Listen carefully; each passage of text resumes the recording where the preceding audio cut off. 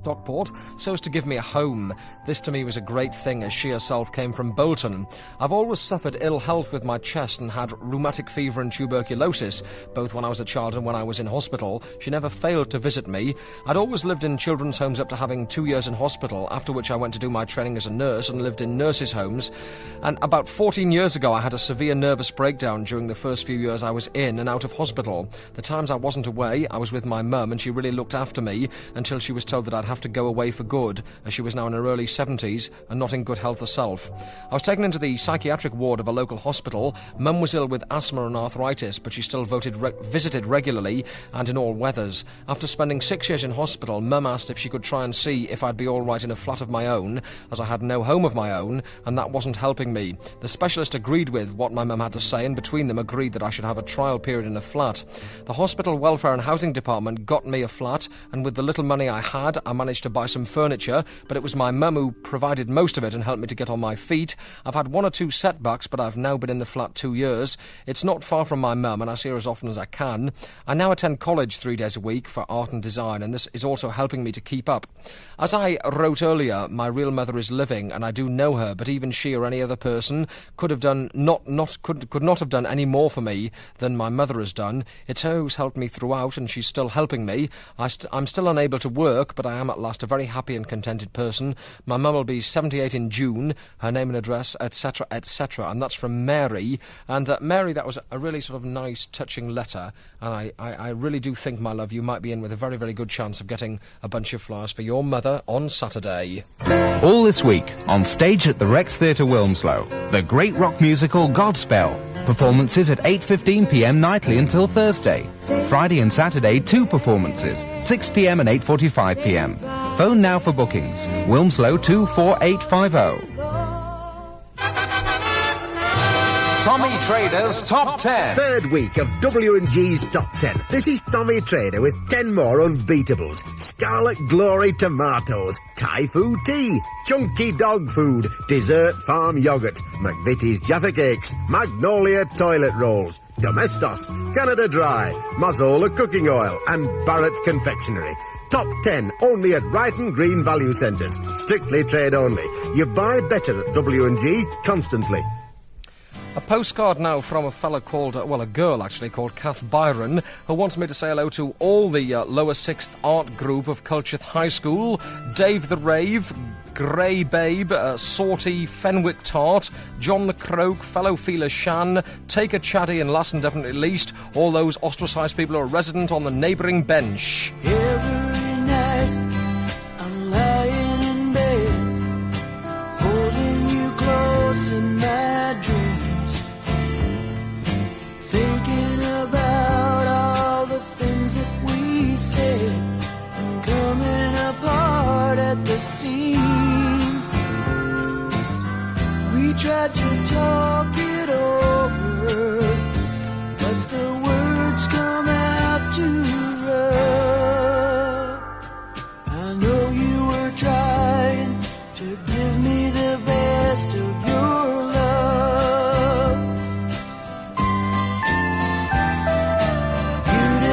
Faces and loud empty places. Look at the way that we live, wasting our time on cheap talk and wine.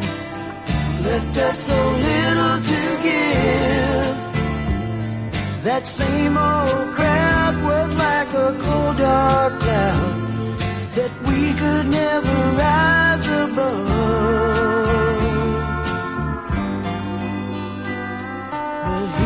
My heart, I give you the best of my love.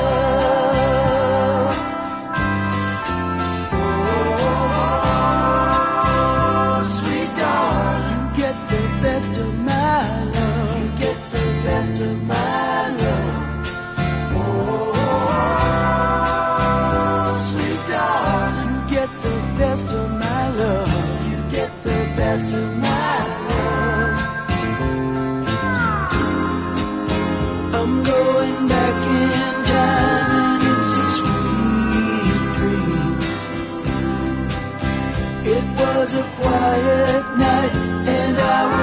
alright if I could go on sleeping. But every morning I wake up and worry what's gonna happen today. You see it your way, I see it mine, but we both see it slipping away. You know we always had each other, baby. I guess that wasn't enough. But here in my heart, I give you the best of my love. That's the flip side of their current single, Take It to the Limit, and I think that is gorgeous. Definitely should be the A-side. Can't understand why they didn't make it the A-side. In fact, if you're listening tonight for your mother getting a mention, well, I can't promise to do them all sort of between now and 12 o'clock, so you might have to stay up till about 2, but don't worry about it. You know, the boss won't mind if you're late for work tomorrow. Mine won't, anyway.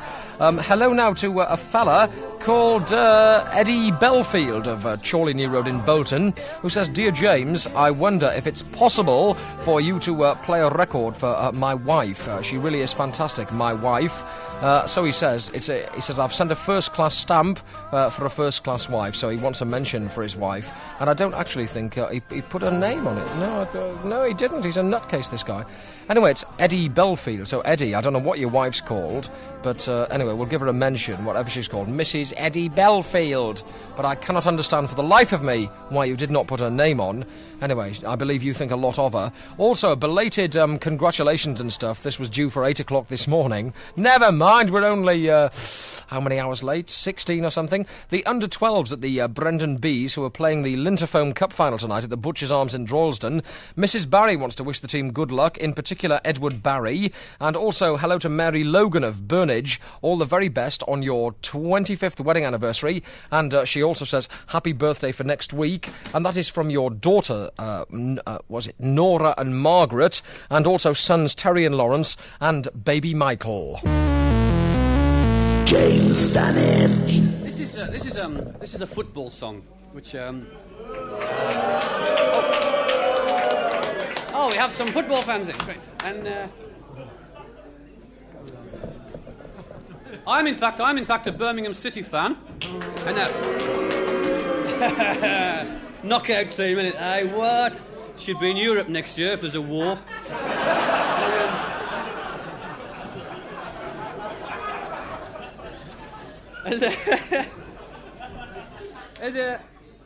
I know this song's about Aston Villa, and because there's always a little bit of friendly rivalry between Villa and Birmingham, you know. Sort of.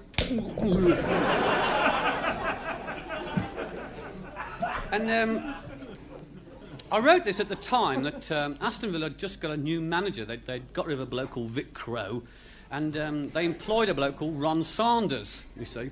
You may have... sorry, I've been trying to call him Ron Saunders. He's Saunders.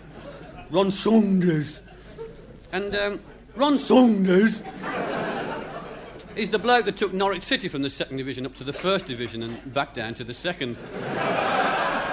And then he came to Manchester City and lost you the League Cup. And Villa snapped him up. You know,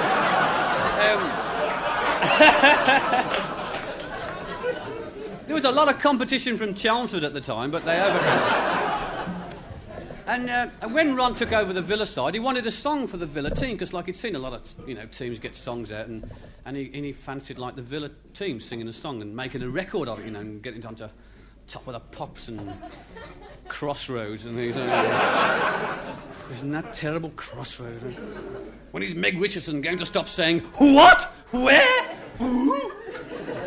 And I wrote this song and sent it in to Ron, and I think he likes it because I haven't had it back yet. And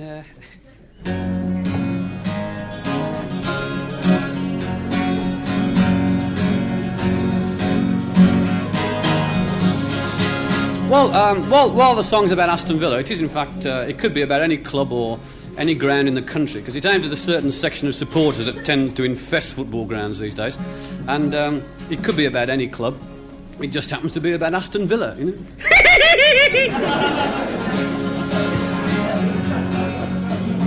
I tried to sum up the skill and sportsmanship of the Villa players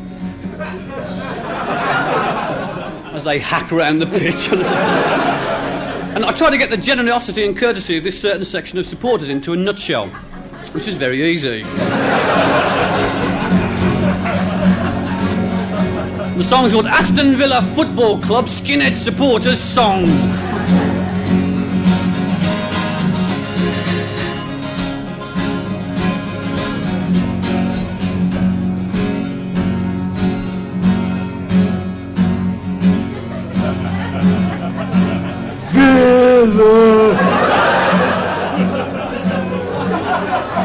Villa, you are the team. Villa, Villa, you are the cream, and we'll support you home and away, 'cause we're the Villa Skins, okay, with our combined IQ of maybe 3 or 4, you will hear us roar.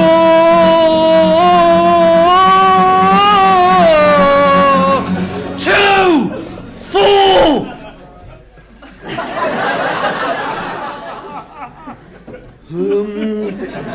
Five, 8, who do we? Prigglesickum, Piccadilly, like.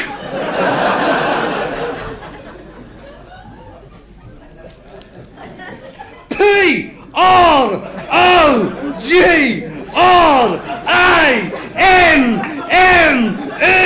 Villa!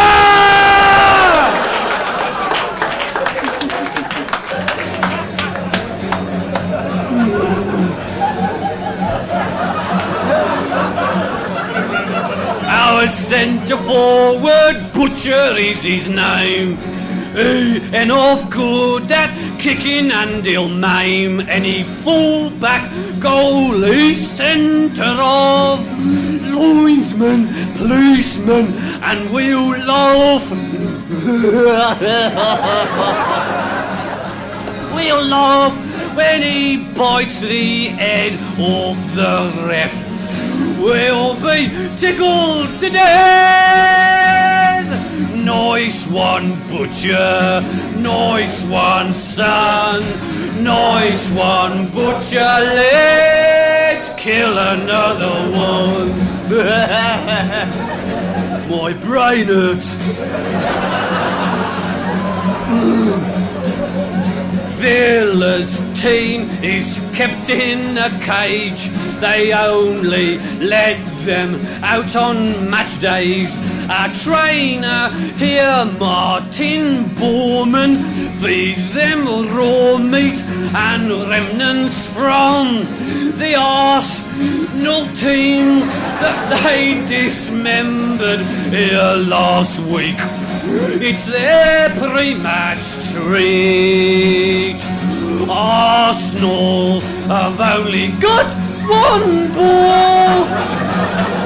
Alan is short and very small when he's talking, in his high-pitched squawking.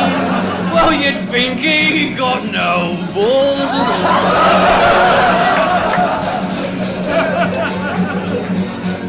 all. Villa, don't ponce about. You know what the game's all about. Skill and tactics mean sod all. Never mind the bleeding ball. There's groins to bash and shins to crack and heads to boot. Or skins will follow suit. Or skins will follow. Mr. Carrot, of course, and the Aston Villa Football Club Skinhead Supporters song. I said a while ago I would never play that again, but, one changes one's mind, doesn't one? Anyway, rumour has it that Mr. Carrot will be making an appearance in May at the Free Trade Hall, so I will let you know, of course, as soon as that indefinite. Let's say hello now to the lot of Stockport Squash Club, who are celebrating the championship win of their first team and the promotion of their second team, and they want me to be especially rude to John Cornforth, who runs the club. Well, you know me. I mean, I'm never rude to anybody, am I? Anyway, Cornforth, you great hairy Nelly, knickers. Friends, I want to tell you about something really wonderful that's happening right up here in Manchester. The Hyde Department Store. It's the biggest in Manchester, all on one floor, and they're selling everything at discount prices. There's ladies' blue brush denim jeans, sizes 10 to 16, only £3.50. English topside and silver side of beef, all at 79 pence per pound. Friends, I want to tell you the store is really wonderful. And I mean that most sincerely, friends, I really do. The Hyde Department Store, the biggest in Manchester, all on one floor. The Hyde Department Store, the biggest in Manchester, all on one floor. So, friends, it opens Tuesday, March the 30th, and we want to see you. Excuse me. Unbelievable. Can't be him, can it? 10 minutes before 12, and another letter about a mother, in fact. Dear James, my mum definitely deserves a bunch of flowers for Mother's Day, because not only is she the best friend I've got, but she's also stood by me for near on 15 years and never once let me down. There can't be many mothers who fork out for their daughters to go on holiday while they go without. Last October it was Oxford, February Bath, and this Easter Edinburgh. She understands my desire to go globe-trotting and trusts me implicitly. She gives me sufficient independence and freedom, which as a result gives me a carefree, happy life. She's always there when I need help and gives me the reassurance I need, the reassurance only a mother can give. In my eyes, she's a portrait of beauty, and I love her. And that comes from Ruth. And Mummy is Margaret Page of Scott Avenue in Chorlton. Well done, Ruth. Thank you for the letter, my love. We'll be making a decision on this lot round about 2 o'clock. I'm afraid you'll have to stay listening till then, so it's no good going to bed and thinking, oh, he hasn't played me request. It's funny, I write it all the time. I've written to him 8 or 9 times, and he always says he'll play it between 11 and 12, and he never does. I can't understand him myself, and he plays these horrible records by the Rolling Stones. Ooh, they're dead loud and noisy, and, I heard him play Jumping Jack Flash. Ooh.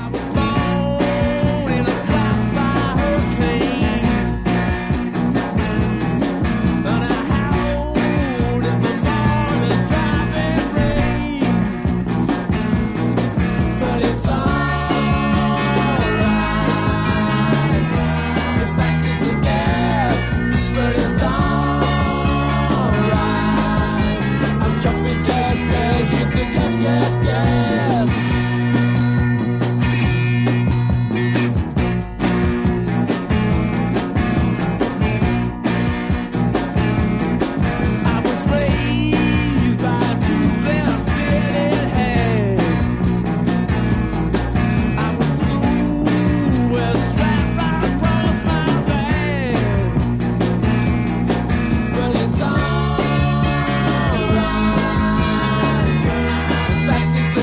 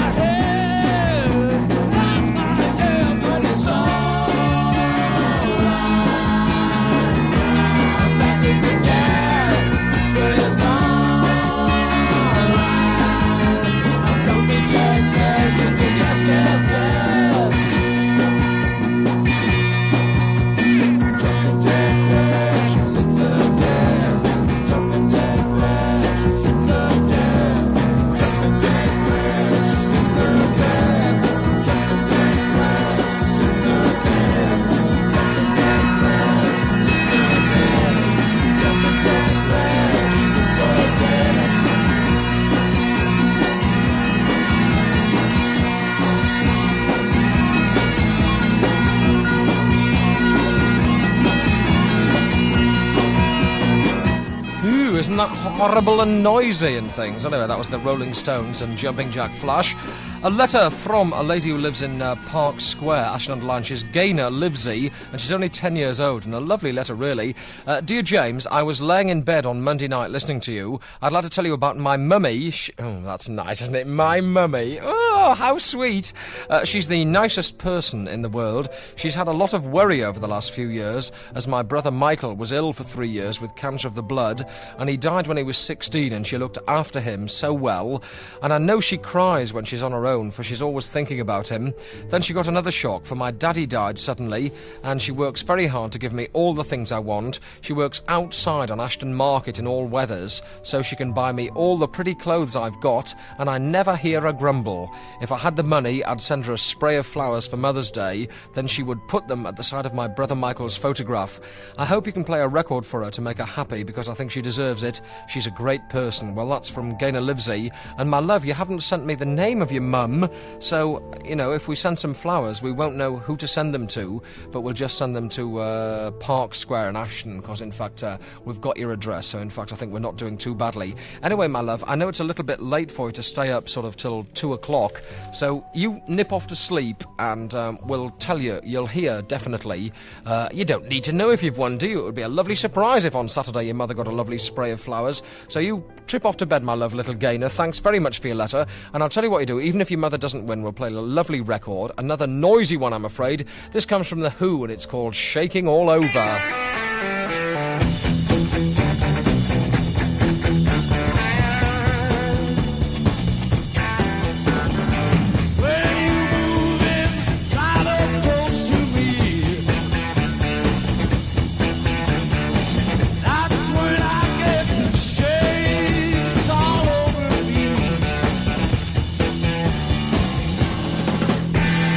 Quivers down my backbone.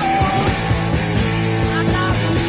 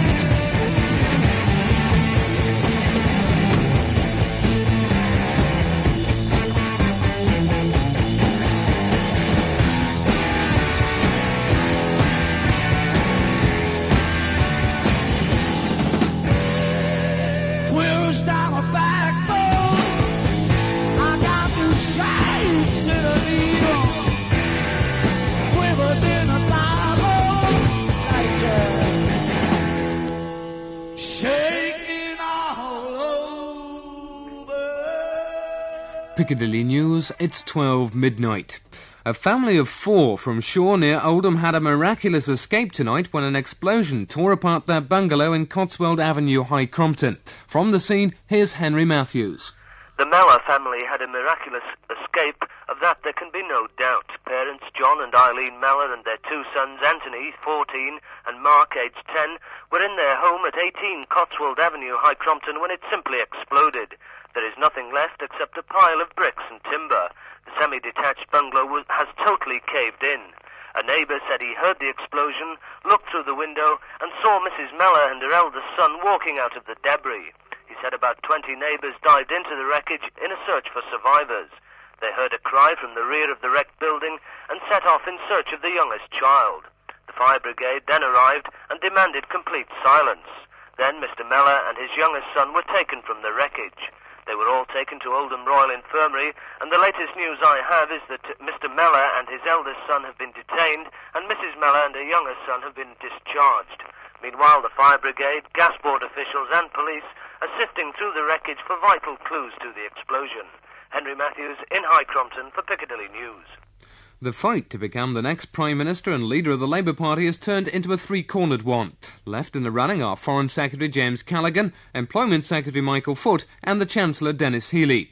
Mr Foot won today's first ballot with 90 votes, 6 ahead of Mr Callaghan. Anthony Crosland, bottom in the poll, was knocked out of the running, and Tony Benn and Roy Jenkins have both withdrawn from the contest. A lifeboat tonight rescued a woman who'd been stuck for 24 hours on a sandbank off the Norfolk coast. Her boat was spotted by a man returning from a fishing trip. Coast Guard say it was a 1,000 to 1 chance that she was seen and say she wouldn't have survived another night on the sandbank. She'd been without food since early yesterday. The woman's now in hospital at Great Yarmouth, where she's said to be satisfactory. FA Cup semi-finalist Crystal Palace and their manager Malcolm Allison have been placed under a curse tonight. The man behind the evil spell is Harley Street hypnotist Romark. He's angry because Allison, one of his clients, failed to keep an appointment. Now he says he'll be using his full powers to give luck to Palace's opponents, in particular their cup opponent Southampton. Romark's the man who once bet Uri Geller £5,000 that he could prove his feats were just pure magic. Finally, the man who drew one of the best-loved characters in children's literature, Winnie the Pooh, has died at the age of 96. Ernest Shepard was also the man who became famous for his drawings depicting the wind in the willows.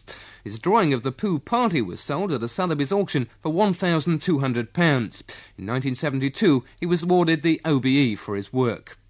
Now, Piccadilly weather. Rain should die out to give a generally dry and clear night with temperatures down to 41 degrees. And the outlook for later today, sunny intervals and showers with a temperature high of 48 degrees Fahrenheit. Eric Lafone for Piccadilly News.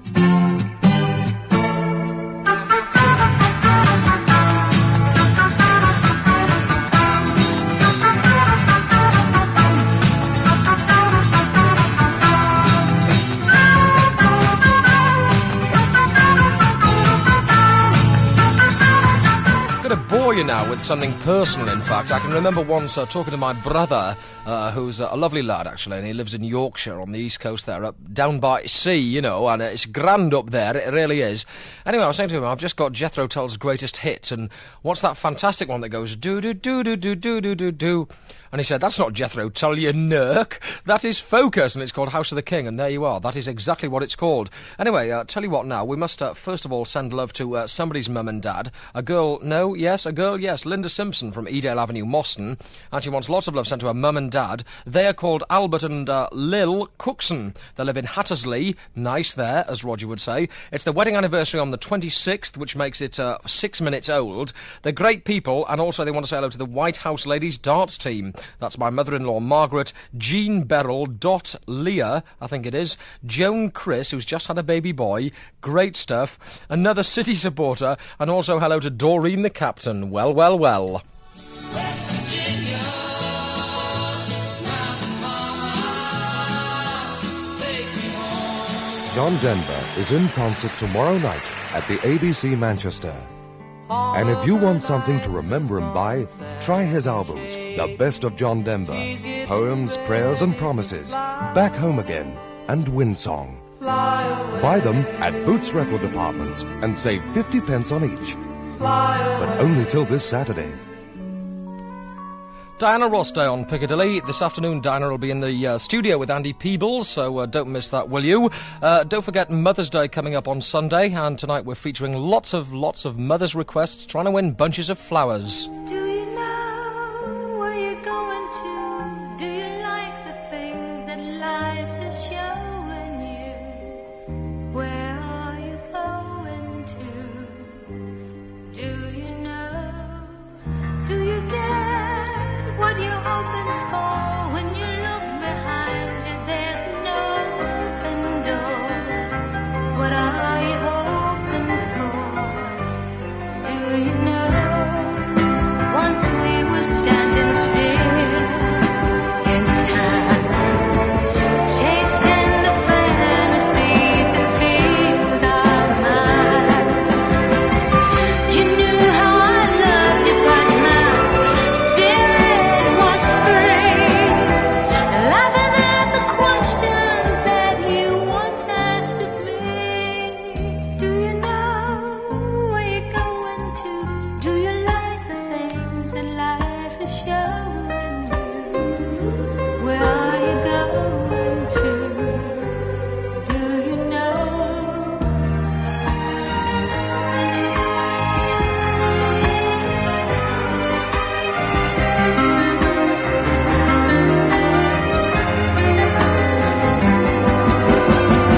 Now, looking back at all we planned, we let so many dreams just slip through our hands.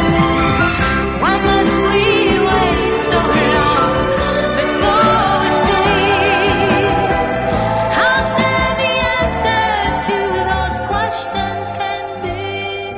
Do you know where you're going to? Do you like the things that life is showing you? Where are you going to? Do you know? Do you get what you're hoping for? When you look behind you, there's no open doors. What are you hoping for?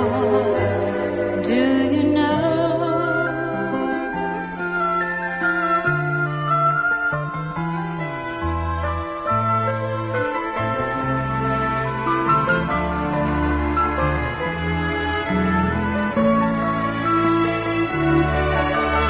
Diana Ross, do you know where you're going to? And actually, it's quite difficult for me tonight because, you see, I can't really skit and be rude at all these people that have written in praising their mothers, because it, you know, some of them are really quite touching. You know, I'm almost crying here. I'm almost crying. But anyway, this is a letter from Jenny McCartney, who says, Dear James, I'm writing on behalf of my dear mother. She gave up her lovely bungalow in North Wales to come and live with me. She's wonderful. She gives me hope and comfort and support and good advice. I have multiple sclerosis, find it very difficult to walk, and she's nearly 80 years old and blind, but she never ever complains. I think she's well worth one of your bunches of flowers. It would make her very, very very happy. And you see, there's so many deserving people about. And I mean, you can't call somebody like that an old bat, can you? It just doesn't sound right somehow. I say, you fellas, I think I'd like to change my mind. Well, honestly, I'd like to go, but I just don't feel good. See, I got a headache. Yeah, well, a headache with an upset stomach. And, wait a minute, fellas, wait. Before you push that button, get me some Alka-Seltzer! Whenever you've got a headache with upset stomach, take Alka-Seltzer. I've very rarely come across violence in football myself, personally. I've seen it, obviously, when you go to grounds and things, but... hell of an escape in Glasgow, right? I did a radio station called Radio Clyde, which is like Piccadilly. It's commercial, you see, and it's got a very big listenership. I think it outdoes the Beeb or something like that. And I was promoting the Silly Single, and I'd been in Newcastle the night before on the Friday, and I sort of had to go to Glasgow on the Saturday, you see, and I got in about sort of lunchtime-ish. And the programme was on the nights, and I got, like, the afternoon to fill. And it just so happens that on that particular afternoon, it was the local derby between Glasgow Rangers and Glasgow Celtic, you see. Right, well, I mean, if you're a football freak, like I am, it's like a mecca of a game, every football freak would like to see a Glasgow Rangers, Glasgow Celtic derby. And I thought, well, I'm no exception. And I went along to Radio Clyde, and they said they got some tickets, you see. So, oh, great. Only they were for standing. They got no seats because they're like gold, they sold out about 2 years ago. So I thought, well, all right, And they said, well, be a bit careful, because, Glasgow's very nationalistic sort of thing, and just keep your trap shut, You'll be all right, you see. So, right. So I went in, I got in, fairly early, get a good position. He was absolutely jam solid.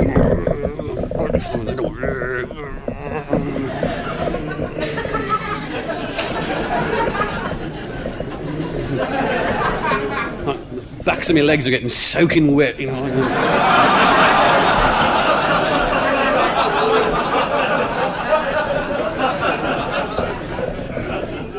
And they're all shouting. And suddenly this bloke turns around, he looks at me and he said, "Hey, you! What's the team?"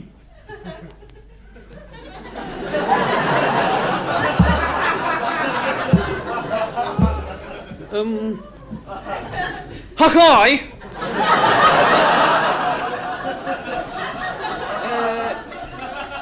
It's a Broadbrick Moonlicht nicht. You trying to be funny? What's the tune? I don't know, I haven't got a programme. Sassenach! And I went, Sassenach! Sassenach! Sassenach! Sassenach! Sassenach! Sassenach! Sassenach! Sassenach! Sassenach! Sassenach! Sassenach! Sassenach! Sassenach! Sassenach!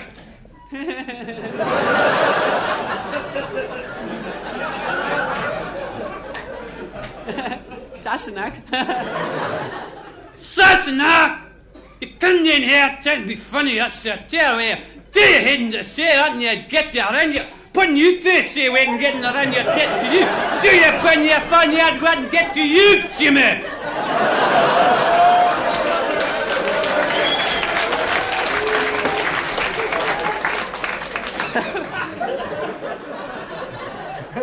Like something off a Billy Connolly album, Now, Jasper, don't slag those other people. It won't do you any good, Anyway, as I said, Jasper Carrott, hopefully, maybe, possibly, just might be appearing at the Free Trade Hall sometime in May, and of course I will let you know as soon as ever I know anything, I promise you.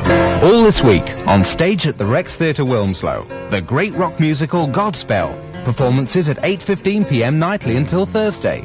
Friday and Saturday, 2 performances, 6 p.m. and 8:45 p.m. Phone now for bookings. Wilmslow 24850. Another free competition for Piccadilly radio listeners. Win a free champagne lunch and a free seat in the fabulous executive suite at Old Trafford for the United City match. Get an entry form now from the show homes at the City Hall Deansgate or from the Piccadilly radio reception. Don't miss this chance of a lifetime. Closing date, April 1st.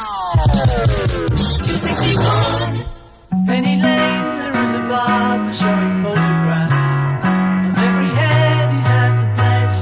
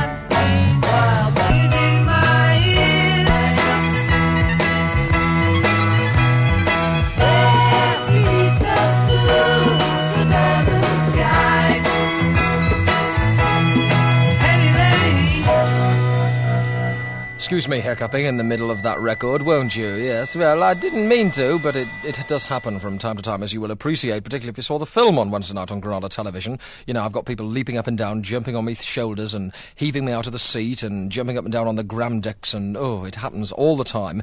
Anyway, we have got, in fact, another letter from John Sessions, this is, of Bent Lane, Heaton Park in Prestwich. Yes, we all know what you do for a living, dear. Anyway, he says, I'd like to tell you about my mother, Mrs. Renee Sessions of 36 Gartside Street in Oldham. She's a wonderful mother, although she's had a heartbreaking time with my younger sister Karen, who has a congenital heart disease. She always manages to smile and remain cheerful. 12 months ago, Karen developed a very rare nervous disease, which left her almost completely paralysed and endangered her weak heart. Every night, my mum drove 13 miles to see her. At home, she was a tower of strength to my father, who was also very worried, but she still had time to cook meals, play, and have a laugh with my other brothers and sisters. To me, this shows the strength of a woman's courage, and this my mother has a lot of. This is why I think she's a wonderful mum, and a bouquet of flowers would really make her day. Thank you very much, John Sessions. They're all tragic, these, aren't they? I don't know what to say. It's going to be very, very difficult awarding all these flowers. You know, it's tragic. I'm crying. 261. What do you fancy wearing this summer? Well, try a Piccadilly sweatshirt or t-shirt. The incredibly amazing sweatshirt is navy blue with the Piccadilly emblem on the left breast. It's crew-necked, long-sleeved and woolly-lined. £3 for a sweatshirt, £1.25 for a t-shirt. And don't forget to state your chest size. Send now to Piccadilly Radio sweatshirt or t-shirt offer, P.O. Box 345, Piccadilly, Manchester. 261.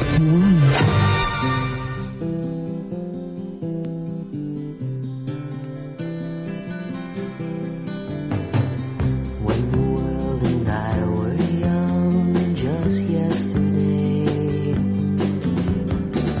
life was such a simple game a child could play. It was easy then to tell right from wrong, easy then to tell weak from strong. When a man should stand and fight, or just go along. But today there is no day or night. Today there is no dark or light. Today there is no black or white. Only shades of gray. I remember when the answers seemed so clear. We had never lived with doubt or tasted fear. It was easy then to tell truth from lies, selling out and compromise, who to love and who to hate, the foolish from the wise. But today there is no day or night. Today there is no dark or light. Today there is no black or white. Only shades of gray. When the world and I were young, just yesterday, life was such a simple game a child could play. It was easy then to know what was there, when to keep and when to share, how much to protect your heart and how much to care. But today there is no day or night. Today there is no dark or light. Today there is no black or white. Only shades of grey. Shades of Grey from David Gates. Jolly Mackenzie rang in to say, thanks for the pendant, I think it's divine. Now play Waltzing Matilda, you bloody pommy swine. Well, at least it rhymes. And also hello to Lily the Pill of Salford and Jackie and Pauline, who also live in Salford. That's from Linda. Fernando, but I don't know what that's got to do with anything. And I thought, seeing as everybody sort of dropped out of the Labour race today, I ought to in fact nominate my favourite candidate, and I think I'd vote for John Cleese. Hello, good evening, Welcome to Election Night Special. There's tremendous excitement here at the moment as we should be getting the first results through any moment now. We're not quite sure where it'll be from. It might be from Leicester or from West Byfleet. The polling's been quite heavy in both areas. Oh, and I'm just getting a buzzing noise in my left ear. And now let's go straight over to Leicester. And it's a straight fight here at Leicester, and we're expecting the result any moment now. There with the returning officer is Arthur Smith, the sensible candidate, and next to him is Jethro Q. Walrus Titty, the silly candidate with his agent and his silly wife. Here is the result for Leicester. Arthur J. Smith. Sensible party. 30,612. Jethro Q. Bunwacket Buzzard Stubble and Boot Walrus Titty. Silly party. 33,108. Well, there you have it, the first result of the election there, and the silly party have held Leicester Normal. Well, pretty much as I predicted, except that the silly party won. I think this is largely due to the number of votes cast. Joe? Well, there's a big swing here to the silly party, but how big a swing, I'm not going to tell you. I think one should point out here that in this constituency, since the last election, a lot of very silly people have moved into new housing estates, with the result that a lot of sensible voters have moved further down the road, the other side of number 29. Well, I can't add anything to that, Colin. Can I just say this is the first time I've been on television? No, I'm sorry, there isn't time. We're just going straight over to Luton. Well, here at Luton, it's a three-cornered contest between, from left to right, Alan Jones, sensible party, Tarquin Fintim Limbim Bim Bim Bim Bus Stop for Tang Olay Biscuit Barrel, silly party, and Kevin Phillips Bong, who is running on the slightly silly ticket. And here's the result. Alan Jones. Sensible. 9,112. Kevin Phillips Bong. Slightly silly. Naught.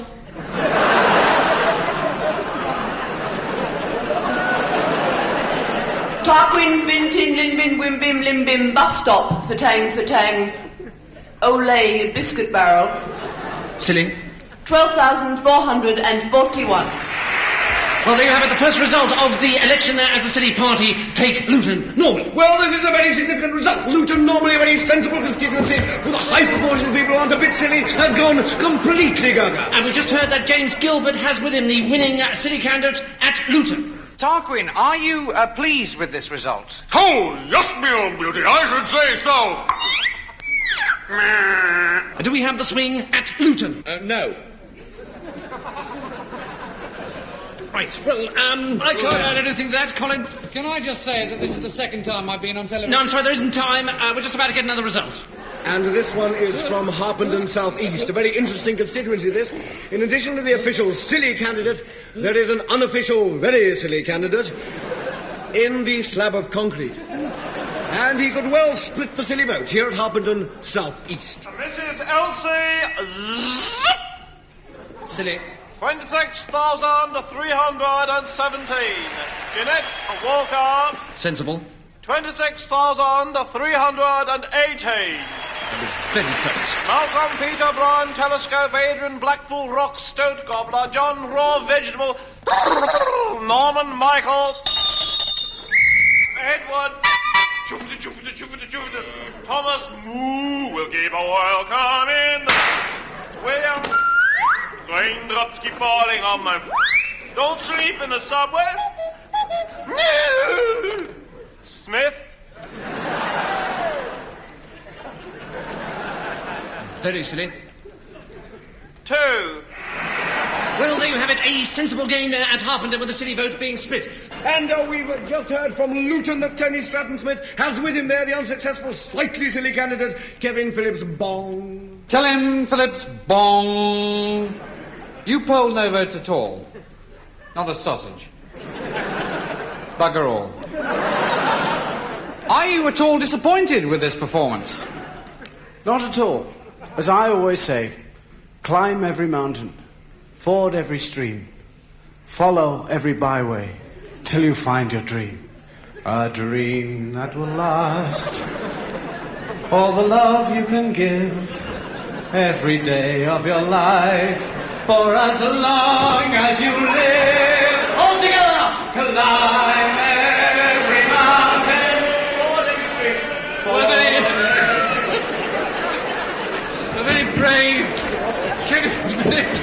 along there. Norman. And, oh, shut up. Can I just say, I've just heard from Luton that my aunt is ill. Possibly gastroenteritis, possibly just catarrh. Gerald. Right, Colin, can I just say he'll never appear on television again? No, I'm sorry, there isn't time, because we have to bring you up on a few results you may have missed. A little pink pussycat has taken Barrow in Furness. That's a gain from the Liberals there. Rastus Oginga has taken Wolverhampton South West. That's Enoch Powell's old constituency. An important gain there for Darky Power. Arthur Negus has held Bristol's. That's not a result, that's just a bit of gossip. Sir Alec Douglas Hume has taken Oldham for the Stone Dead Party. And a small piece of putty about that big, a cheese mechanic from Dunbar, and two frogs, one called Kipper and the other one not, have all gone in Blackpool Central, and so it's beginning to look like a silly landslide when the prospect of 5 more years of silly government facing us. Oh, I don't want to do this anymore, I'm bored. He's right, you know, it is a bloody waste of time. I'd really like to see John Cleese as our next Prime Minister. I think he'd make a lot more sense of it than those other toe rags that are up there in power at the moment. Well, you know, from time to time we have guests on the show, and in fact we have with us the Reverend...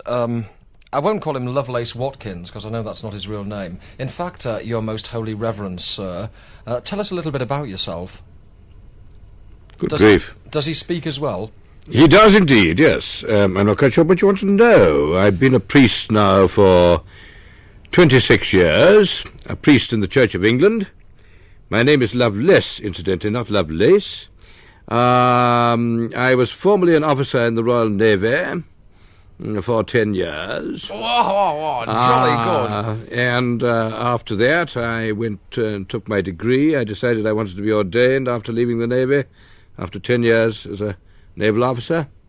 I left the Royal Navy as a lieutenant commander in 1946, took my degree and was ordained in 1949, and went at once to the East End of London, where I have served ever since.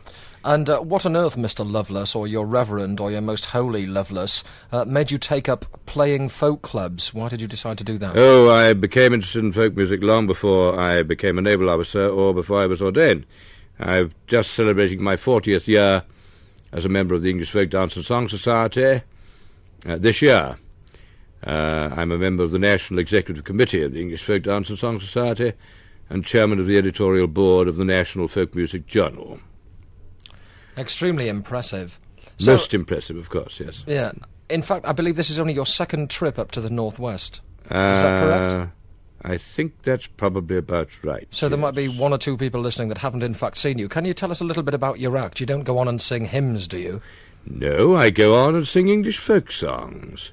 My act, as you are pleased to call it. Well, should I call call it? Really should I call it something else? I call it a folk song recital or a gig in normal folk dance or folk song procedure. It's called a gig. I sing only English traditional material, mostly material collected by Cecil Sharp, Dr. Ralph Vaughan Williams, a very old and dear friend of mine, people like George Butterworth, Reginald Tiddy, and Murren, and various other people of that calibre, all of whom collected English traditional folk material. I only concern myself with English material. I also play Morris dance tunes on a concertina.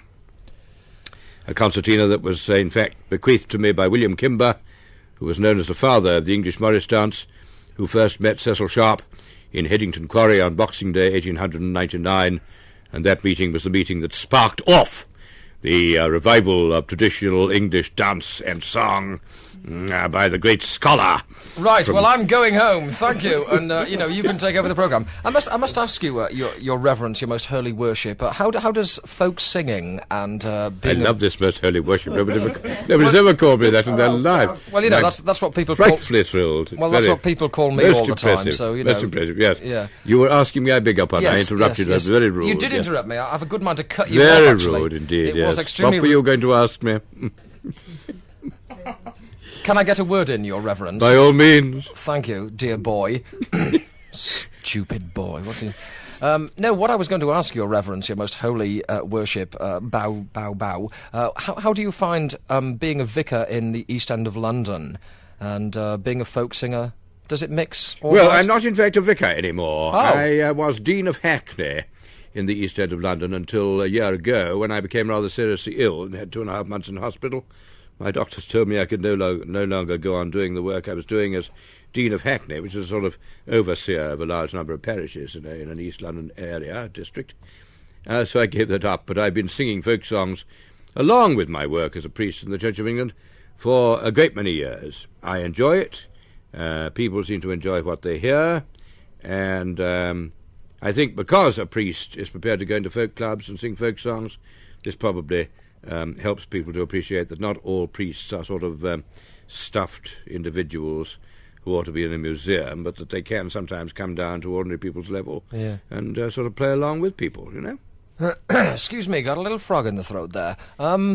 One question I must ask you, because I haven't had a vicar or an ex-vicar or an ex-dean or anything on my show before, but I'm not quite an atheist, but if I said the church was a little bit out of touch, is that a fair criticism, do you think? I think it is a very fair criticism indeed. It is rather out of touch. I think there are quite a number, fortunately, of forward-looking people within the church who are endeavouring to get it a little out of its rut. But I must agree with you that as far as ordinary people are concerned, it's a bit divorced from, ordinary people tick. Yes, yeah, that's true. My mother particularly, my parents are sort of, go to church every Sunday twice, and my mother used to go about 8 times every day, Yeah. But I was once explaining to her, just after I'd seen Godspell, that that was the most moving religious experience I'd ever had in my life. I'm glad to hear you say that. Yeah, oh yeah. I think, honestly, a show like Godspell, which is sort of taking a modern-day attitude to Jesus Christ, dress him in a T-shirt and jeans and, have him crying and swearing and shouting and this sort of idea. It meant much more to me, and I was honestly crying at the end when he was crucified. Yeah. Do you think this can only do, the church good? I'm sure it does the church a vast amount of good. I've seen Godspell at least 3 times myself. My own bishop, the Bishop of Stepney, Trevor Huddleston, who's pretty well known nationally on television and various other media, is wholeheartedly in favour of Godspell. He's seen it several times. He also is wholeheartedly in favour of my going around singing folk songs in folk clubs, because I never disguise the fact that I'm a priest, and I think, and he thinks, it helps the image of the priesthood and of the church for somebody, as I've said before, to get alongside people in clubs and let them know that, you can be human and mix with people. Yeah. I mean, that's what the church should be about, is people. Yeah. Loving and caring for people. I must just say that to our listeners, the Reverend Lovelace has not got on a nice little starched white collar. Oh, dear, no. But in fact he's wearing a horrible black shirt and purple tie, which go together hideously, Your Reverence. I love them. Yeah. Forget that remark. One question I would like to ask very, very seriously is, what sort of a person do you imagine Jesus Christ was? Well, he was intensely human. He identified himself very much with people. The most important thing about him, from my point of view, is that he identified himself very closely with publicans and sinners. He never gave anybody up. To give you one very quick example, Mary Magdalene, who was a whore, woman of the streets, a prostitute, whatever you care to call her. I don't know what your language is up here for that, but I know what I mean. People complained that he went about with her and consorted with her and courted her attention and so on. The reason why he did it, of course, was because he saw in Mary Magdalene the woman she could become if he had enough faith in her, and because he had faith, she became a saint of the church. Yeah. One last question, Your Holiness. Do you imagine Jesus Christ will ever come down to earth again? Oh, indeed, yes. He's already said so. He will come again to judge the world at the day of judgment, at the last day, when the earth will fold up, will collapse, will dissolve. I don't know what form that's going to happen in, because he never told us. But he will most certainly come again. There will be a second coming when he will judge the world and will separate the sheep from the goats. There are a lot of people who are on the borderline, as you are, possibly. I still think there's hope, even for you, mate. Thank you. Because, not at all, don't thank me, don't thank the Lord. I speak as a result of what he says to me. Because there are lots of people who think they're sort of semi-atheists and all that sort of thing, but deep down I think they believe much, much more than they're willing to admit. There is a code of life and religion which is worth following. I've followed it now for nearly 28 years, and he's never let me down in the whole of my ministry, and I'm sure that's is quite true to say that he doesn't let people down if they believe in him, even just a little. That's great. One final question, Your Reverence. When are we going to see you again up in the Northwest? Oh, dear. He doesn't know. I don't really know. The Northwest, I'm terribly bad at geography. I'm in the Sheffield area in a few weeks' time. I go quite a lot to the Sheffield area. But actually, we've got... Oh, I'm going tomorrow night. That's right. To, I was just going to say we've got an update. I think the place is called Stalybridge. Stalybridge, yes. Yes, I'm not quite clear about your pronunciation of words up here. Yeah. Just being a simple Cambridge man, I don't always understand these things. The arrogance of the chap. Anyway, Your Reverence, thank you very, very much for coming into the programme. Lots of luck on the folk circuit. I know you don't need any luck in the other circuit. And one final comment. If you see him, will you put a good word in for me upstairs? Because I don't think he's too pleased with me at the moment. A letter here from Carol and Jill, who say, please play Riders on the Storm for Martin Alcock, whom I'm afraid is glued to bed for 3 weeks with chicken pox. Dear me. It would make his day to hear his name mentioned on the radio. Tell him to get better soon, then he can come and see us down here at Bolton Mecca. All our love, best wishes for a speedy recovery, Carol and Jill.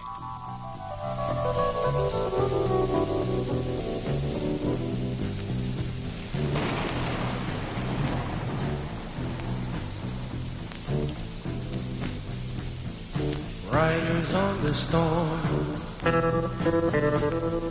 riders on the storm. Into this house we're born, into this world we're thrown, like a dog without a bone, an actor out alone. Riders on the storm, there's a killer on the road, his brain is squirming like a toad. Take a long holiday, let your children play. If you give this man a ride, sweet family will die. Killer on the road,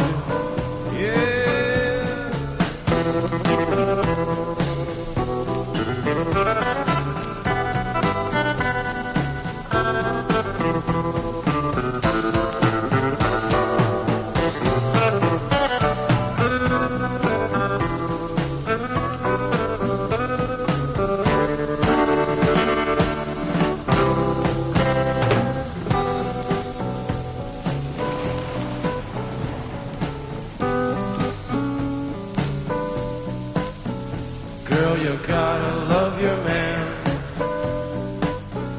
Girl, you gotta love your man.